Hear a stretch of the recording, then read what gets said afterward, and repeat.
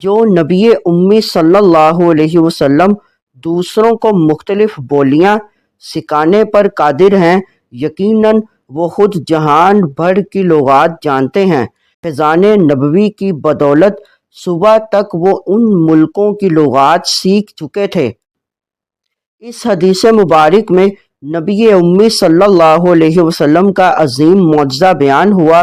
بسم اللہ الرحمن الرحیم۔ آج کا ہمارا ٹاپک نبی امی صلی اللہ علیہ وسلم کا مختلف لغات سکھانا۔ حضرت جعفر بن عمر علیہ رحمہ سے روایت ہے کہ سیدنا رسول اللہ صلی اللہ علیہ وسلم نے 4 صحابیوں کو کسریٰ، قیصر، مقوقس اور نجاشی کی طرف قاصد بنا کر بھیجا۔ ان 4 صحابیوں نے صبح کی تو ہر صحابی جس قوم کی طرف قاصد بنا کر بھیجے گئے اس قوم کی زبان میں گفتگو کرنے لگے۔ اس حدیث مبارک میں نبی امی صلی اللہ علیہ وسلم کا عظیم معجزہ بیان ہوا۔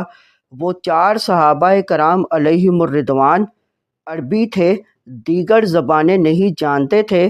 انہیں 4 مختلف ممالک کی طرف بھیجا گیا تھا۔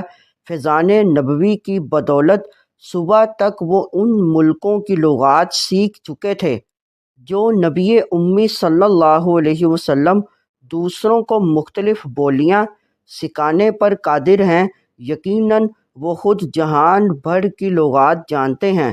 حتیٰ کہ چوپائے، جنگلی جانور اور پرندے بھی آپ صلی اللہ علیہ وسلم سے فریاد کرتے اور آپ صلی اللہ علیہ وسلم ان کی داد رسی فرماتے۔